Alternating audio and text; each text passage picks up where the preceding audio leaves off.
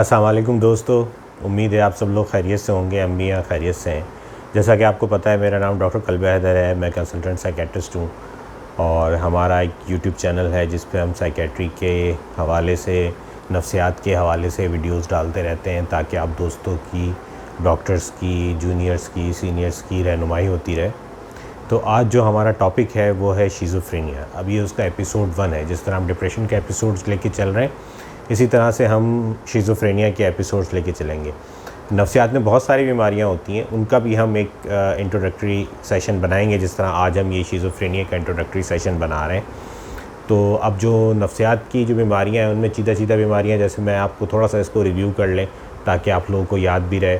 जैसे डिप्रेशन है, anxiety disorder हैं, इसी तरह शिज़ोफ्रेनिया है, बाइपोलर डिसऑर्डर है। ये मैंने अपनी पहली वीडियो में भी आपको बताए थे।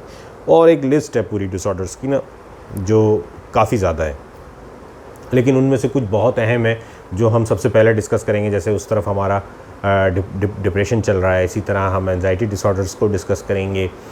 आज हमने शिज़ोफ्रेनिया का टॉपिक लिया है डिस्कस करने के लिए। तो शिज़ोफ्रेनिया भी एक बहुत पुरानी बीमारी है। उस वक्त भी जब लोगों को शिज़ोफ्रेनिया हो जाया करता था, तो वहाँ उस वक्त के लोगों की समझ में नहीं आता था। वो समझते थे कि कोई बुरी रूह आ गई है, कोई आसेब आ गया है, और इसके लिए वो वक्तन फ़वक्तन मुख्तलिफ़ तरीक़ों से इसका इलाज किया करते थे। जैसे वो बाज़ दफ़ा ऐसा करते थे कि खोपड़ी में सुराख कर देते थे कि बदबू निकल जाएगी इसमें, या एक बड़े से पतीले में सर डाल के उस पर मारा जाता था, या दरख्त के साथ बांध दिया जाता था।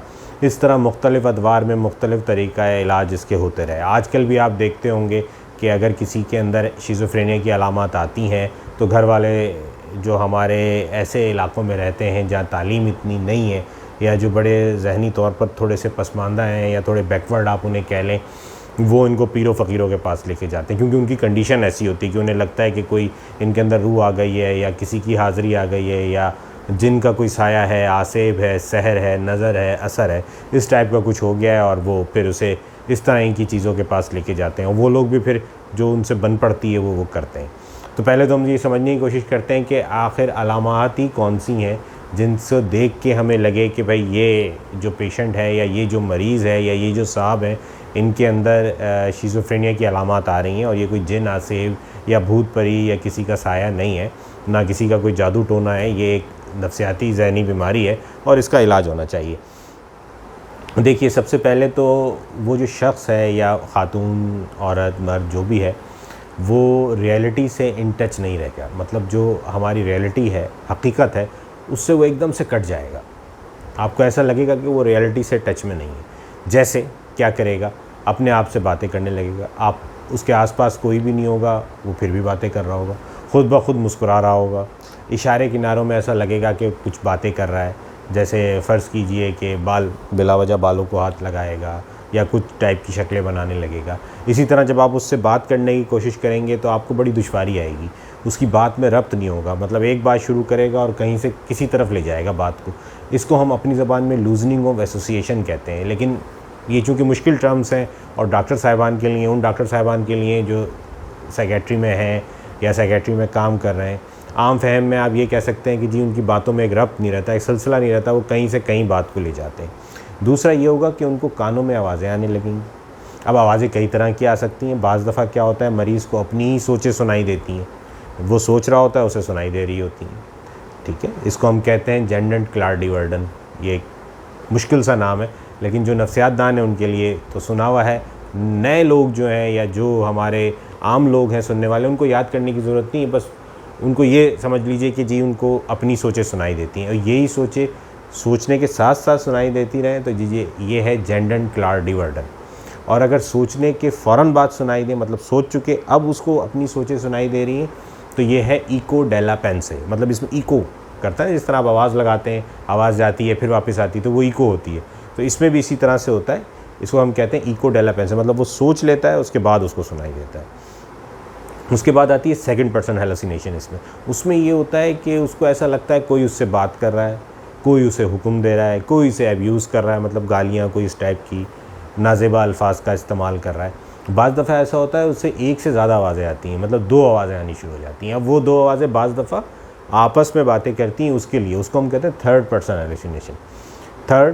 हेलुसिनेशन। उसमें ये होता है कि आवाज़ें आपस में बातें करती हैं मरीज़ के लिए, बाज़ दफ़ा ऐसा होता है जैसे मैच में कमेंट्री नहीं हो रही होती कि अब फ़लाने साहब आ रहे हैं भागते हुए और उन्होंने सीधे हाथ से तेज़ गेंद कराई और बल्लेबाज ने बल्ला घुमाया और चौका हो गया, बिल्कुल इस तरह जिस तरह मैच की कमेंट्री चल रही होती है, इसी तरह मरीज़ की हरकत और सकनात के ऊपर उसे आवाज़ें आ रही है जो वो कर रहा होता है। मिसाल के तौर पर वो बैठा है तो जी आप बैठ गए हैं, आप उठ गए हैं, आप चाय पी रहे हैं, आपने पानी का घूंट ले लिया, आप फ्रिज की तरफ जाए, तो इस तरह की आवाज़ों से आती हैं, इनको हम कहते हैं कमेंट्री हेलुसिनेशन। तो इसी तरह से और मुख्तलिफ़ किस्म की उसे आवाज़ें आएंगी, बाज़ दफ़ा धमाकों की आवाज़ें आ रही होती हैं।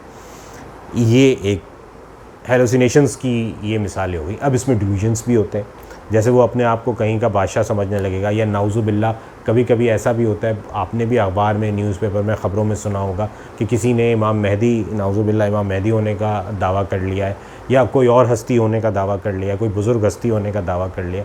तो इस तरह के डिल्यूजन्स होते हैं। या वो कोई शख्स है वो एकदम से कहने लगे कि जी मैं मौसमों को कंट्रोल कर लूँगा, या वो मुट्ठी बंद करके खड़ा हो जाए कि जी मैं मुट्ठी खोलूँगा तो आसमान गिर जाएगा। तो इस तरह मावराई बातें वो करने लगे, या कहे कि जी मेरी कोई नाउज़ुबिल्लाह जनाब ईसा अलैहिस्सलाम की तरह मेरी कोई स्पेशल बर्थ है, या मैं किसी ख़ास मकसद के लिए दुनिया में आया हूँ, या मैं किसी ख़ास मकसद के लिए पैदा किया गया हूँ, या अल्लाह से मैं राब्ते में हूँ, या नाउज़ुबिल्लाह अल्लाह जो है वो मुझे डायरेक्ट मुझसे बात कर लेते हैं, या फ़रिश्ते मुझसे बातें करते हैं, या अल्लाह के नबी मुझसे बातें करते हैं, या किसी पाक हस्ती ने मुझे कोई बहुत ज़्यादा ताकत दे दी है, उस ताकत से मैं दूसरों को फ़ायदा पहुंचा सकता हूं।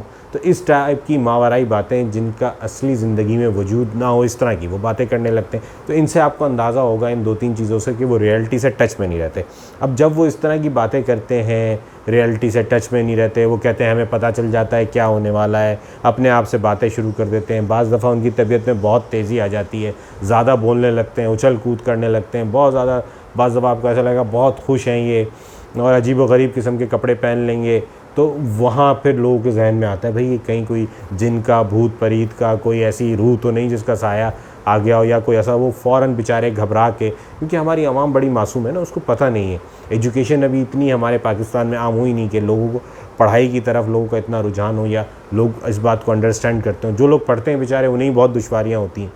तो ये है कि लोग फिर फ़ौरन पीर फ़कीरों की तरफ भागते हैं, और उनकी तरफ जाते हैं तो वो इसी तरह के करिश्मे दिखा रहे होते हैं कि भाई किसी को दरख्त से उल्टा लटकाया हुआ है, किसी को अगरबत्ती की धुनियाँ दे रहे हैं। एक पेशेंट मेरे पास लेके आए, उसको किसी पीर साहब के पास लगे थे। पहले तो उन्होंने मार के उसे सही करने की कोशिश की, फिर उसके बाद उन्होंने उसको जलाने की कोशिश की, अगरबत्ती से धुनी देने की, सारा उसका बेचारी का मुंह जला हुआ था। तो इस टाइप की चीज़ें होती हैं। फिर इन्हें ख्याल नहीं रहता ऐसे मरीज़ों को, ये कपड़े अजीब व गरीब पहन लेते हैं। कभी कभी तो ऐसा बेचारे का हो जाता है इनके साथ कि ये अनड्रेस हो जाते हैं, कपड़े उतार देते हैं, ऐसे ही घूमना शुरू कर देते हैं, गंदे संदे रहते हैं, अपना ख्याल नहीं रखते। तो ये वो अब ये एकदम से नहीं होती, बाज़ दफ़ा तो एकदम से हो जाती हैं, लेकिन ये हल्के हल्के तब्दीली आएगी। जैसे से आपको ऐसा लगेगा जो आपका दोस्त साथी है, कुलीग है, काम करने वाला है, या कोई आपको बताया कि जी गुमसुम होना शुरू हो गए, गुमसुम हो जाते हैं, किसी से बात नहीं करते, अकेले बैठना। तो इस तरह से इनकी अलामतें हल्के हल्के हल्के शुरू होती हैं। और ये अलामतें अगर शदीद हों तो 1 महीना, और अगर शदीद ना हो तो कम से कम 6 महीना इनके लिए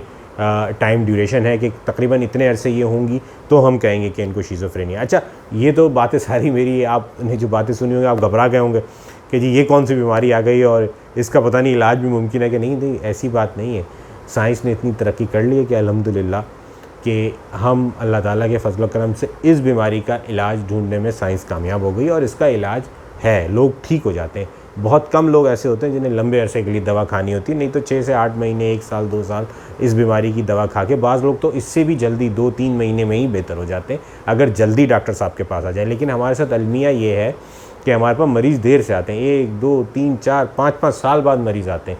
इवन इस तरह भी हमारे साथ हुआ है कि दूर दराज इलाकों में उन्होंने ऐसे मरीज़ों को बांध के रखा हुआ है जानवरों के साथ, या अलग कहीं उनको बंद करके रखा हुआ है, और वो उनको इलाज के लिए, वो पीरों फ़कीरों से इलाज चल रहा है, उन्हें इलाज लाने के लिए तैयार नहीं है। लेकिन जैसे ही वो इलाज की तरफ आते हैं बेहतर हो जाते हैं। लेकिन 1-2 मसाइल इसमें भी हैं, जैसे कि बीमारी का पुराना हो जाना, पुरानी हो जाए, 2 साल बाद, 3 साल बाद, 1 साल बाद डॉक्टर साहब के पास पहुँचें तो फिर थोड़ा सा इलाज करने में हमें दुश्वारी पेश आती है। लेकिन अल्हम्दुलिल्लाह वो लोग भी सही हो जाते हैं, ठीक हो जाते हैं, और उनके अंदर रिकवरी आनी शुरू हो जाती है, बेहतर हो जाते हैं।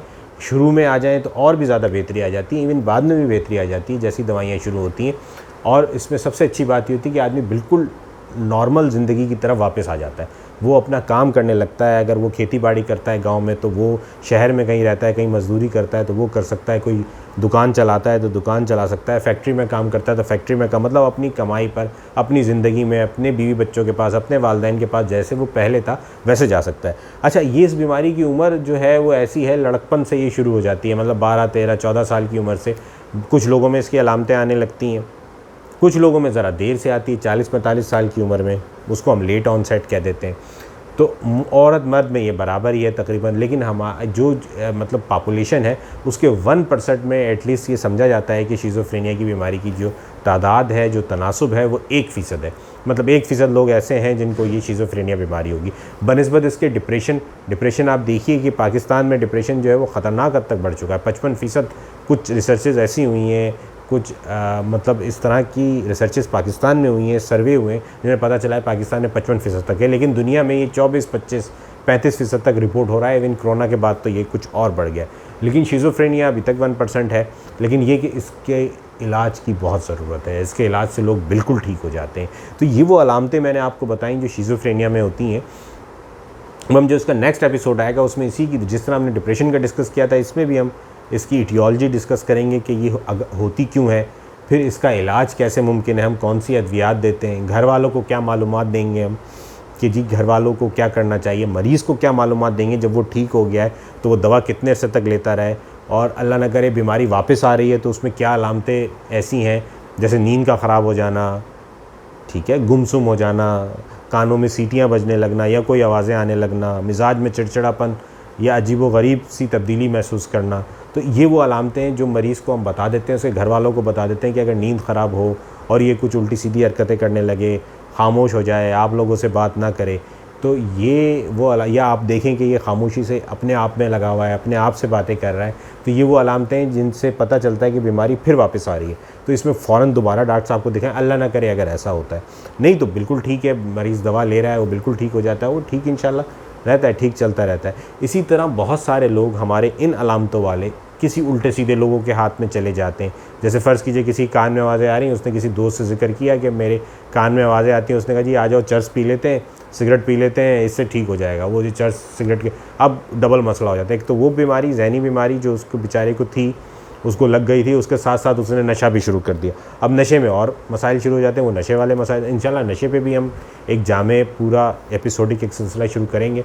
तो आज शिज़ोफ्रेनिया को हमने यहाँ तक डिस्कस किया। आप लोगों का बहुत शुक्रिया कि आप लोग मुझे रेगुलर सुनते हैं और कमेंट्स करते हैं और आप सवालात मुझसे पूछते रहते हैं। आप सवालात पूछते रहिए। नेक्स्ट वीडियो में मैं अभी तक जो सवालात आपके आए हैं डिप्रेशन पे, एटियोलॉजी के डिप्रेशन पे, शिज़ोफ्रेनिया पे और मुख्तलिफ़ तरीक़ों से जो आपने मुझसे सवालात पूछे हैं यूट्यूब चैनल पे, उनके मैं नेक्स्ट वीडियो में जवाब दूंगा। इंशाल्लाह कल परसों वो आ जाएगी और इंशाल्लाह मैं आप सबके जवाब दूंगा। और मैं बहुत शुक्रगुज़ार हूँ आप लोगों का कि आप उसे लाइक करते हैं, सब्सक्राइब करें तो फ़ौरन जैसे ही मेरी कोई वीडियो आएगी तो आपको फ़ौरन पता चल जाएगा, आपकी इन्फॉर्मेशन में इजाफ़ा होगा। और दूसरी बात ये कि आपके सवालात मुझे मिलते रहते हैं, उनका मैं बहुत शुक्रगुज़ार हूँ, ताकि मैं आपके कॉन्सेप्ट्स क्लियर कर सकूँ, आपको